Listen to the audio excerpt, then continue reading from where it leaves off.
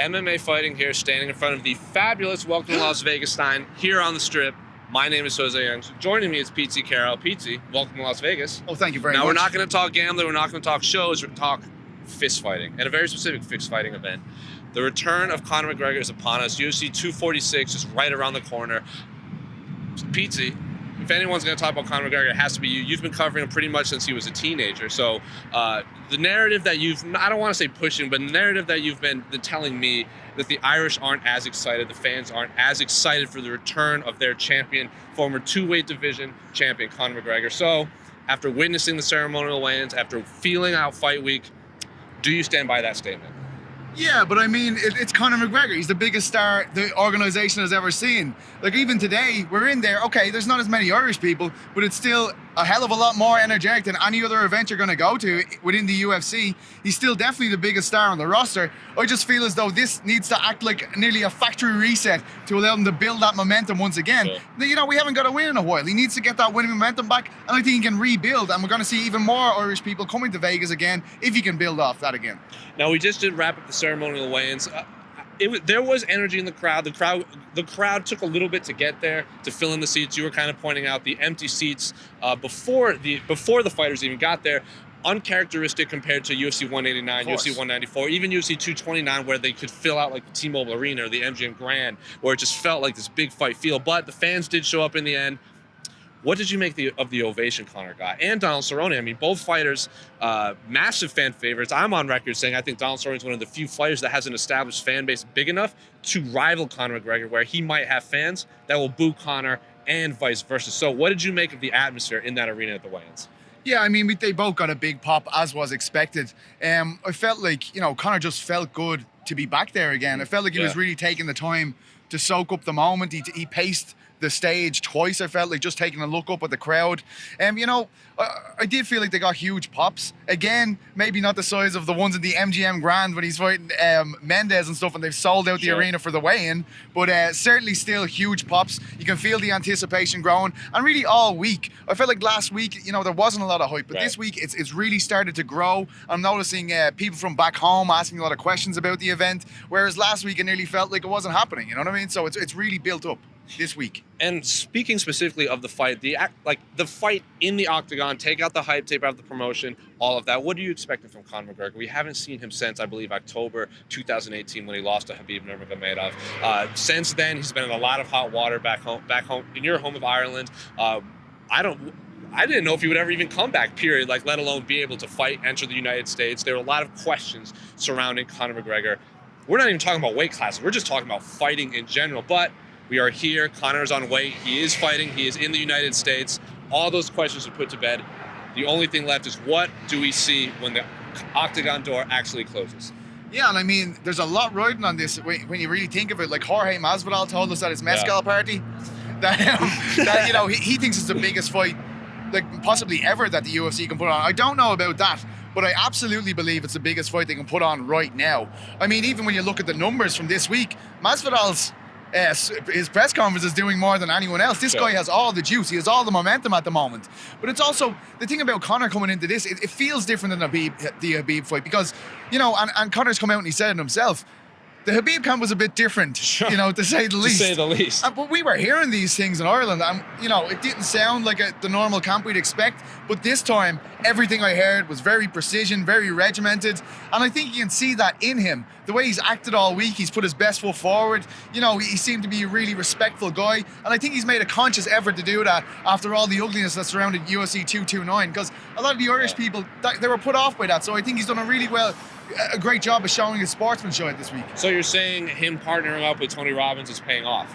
Well, you know, Tony Robbins was there today, and a lot of people are starting to wonder whether Tony is going to be in the corner, perhaps, because I don't know if he's messing with us, because John Kavanagh does like to mess with us, but I tweeted that he was in the building, and then John Kavanagh, someone said, oh, maybe he's going to be in the corner, and John Kavanagh put up a little meme of someone drinking some coffee, so we were wondering what's going on here. I think he's messing with me, but I wouldn't rule it out just yet.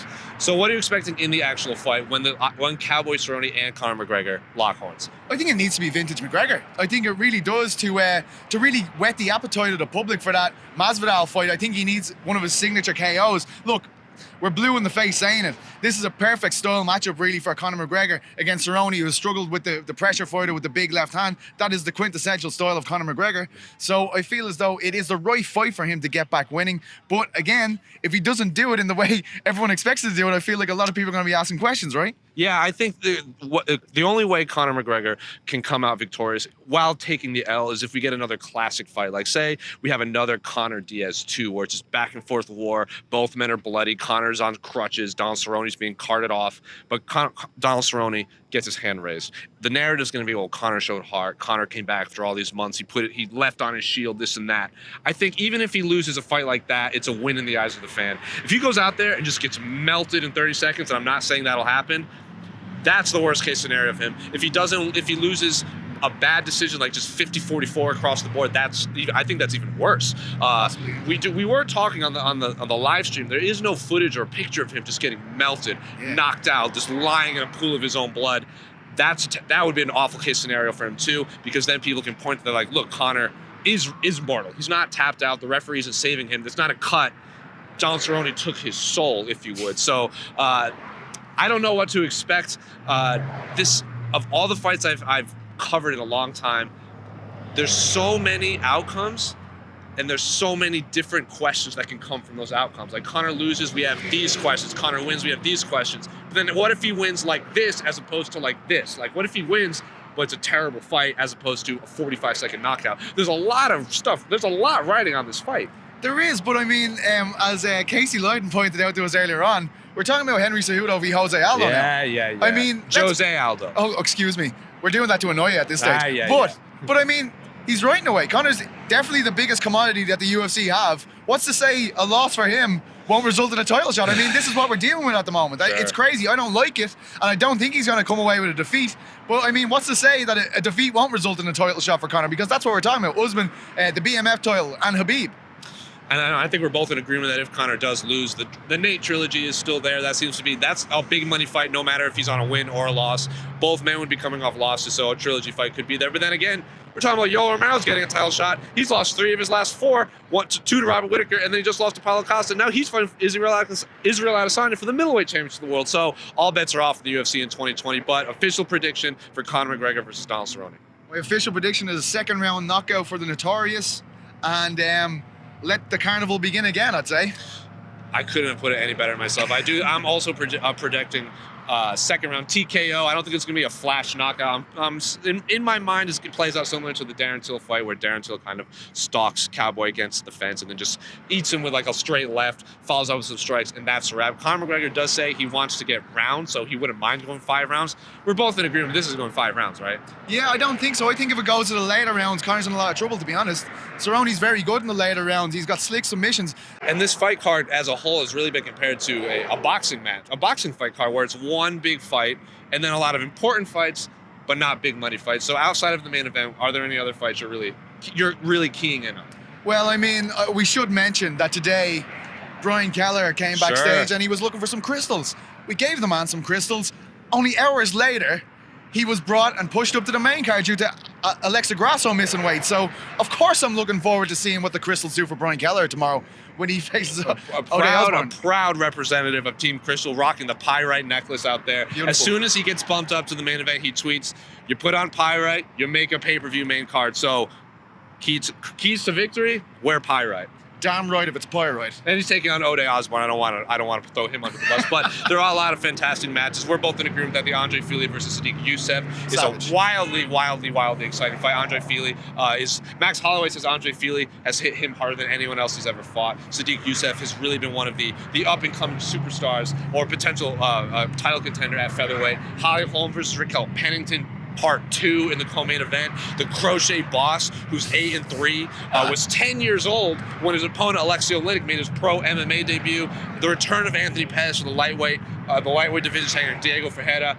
There's so many fun matchups going on. And of course, one that again Casey and Esther have been looking forward to is Macy Barber and Roxanne Modafferi. And what a what a ceremonial weigh-in we had from Roxanne Modafferi. I don't really know what it was, but you were very excited about this. Oh my God, I'm so excited. Roxanne Modafferi has been flying the weeb flag longer than almost anyone. Maybe I'll put her right next to Alex Caceres.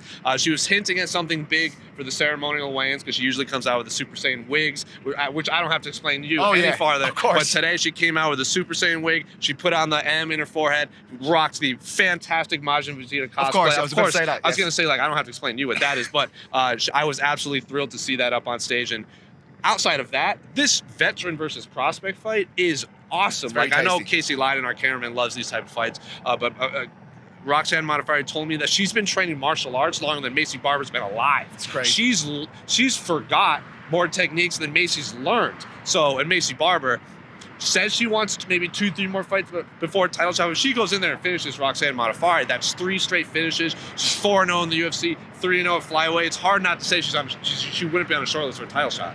Absolutely, and just one more to look out for there, Askar Askarov against Tim Elliott. It's kind of like a prospect against a veteran as well. Yeah. Tim Elliott's fought for the title before. Askar Askarov is coming off a draw in his UFC debut, but he is absolutely sublime. A real rare talent in the UFC. A guy who was actually deaf, but his grappling ability is absolutely unbelievable. I believe he holds wrestling championships in Russia, and he's also a very slick submission specialist, so I expect some really thrilling transitions between him and Tim Elliott. Former title challenger Tim Elliott. And it seems every vehicle in the world has been walking around his hair. Well, it's because they know we're out here in front of the fabulous Welcome to Las Vegas sign. Well, they're here to see you. I know. These choppers. Was there anything else you wanted to key in on before we call it a night here in Las Vegas? No, but I mean, I feel a great vibe off the camp there. You know, it's kind of like the old gang is back together there for McGregor. You know, I don't know if I'm expecting the best performance of McGregor's career. I think that's going to be very hard for him to do, but that's what they're all saying. So I think it really bodes well for him.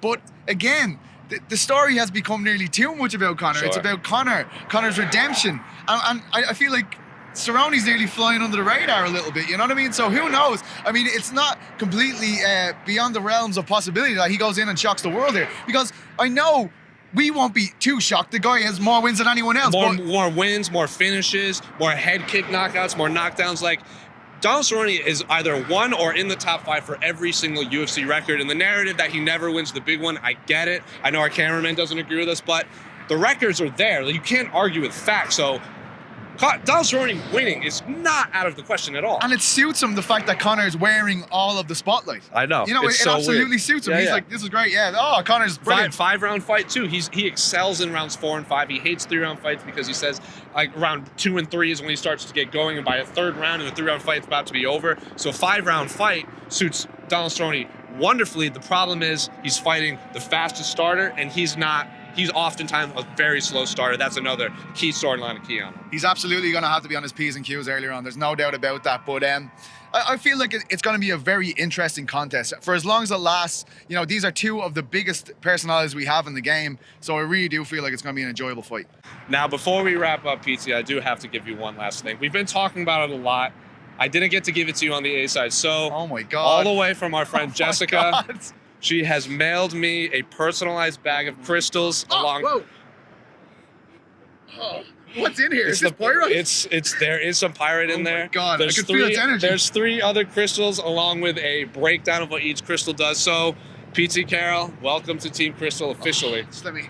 Oh my God. It's good to be back. It's good to be back, guys. Thanks so much, Jessica. Now you're going to be bumped up to the main card of a pay-per-view. I can't wait. I feel like I'm ready to fight as well. Well, I can't think of any better way to finish that. This has been Jose Youngs. That is Petesy Carroll. Stick around on the MMA Fighting YouTube page. We're going to be at the fight night. It's right around the corner. You can go watch all the media day interviews. Go watch ceremonial weigh-ins. Go watch the official weigh-ins. We'll see you at fight night.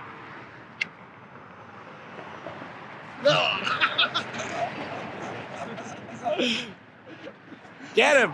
Get him!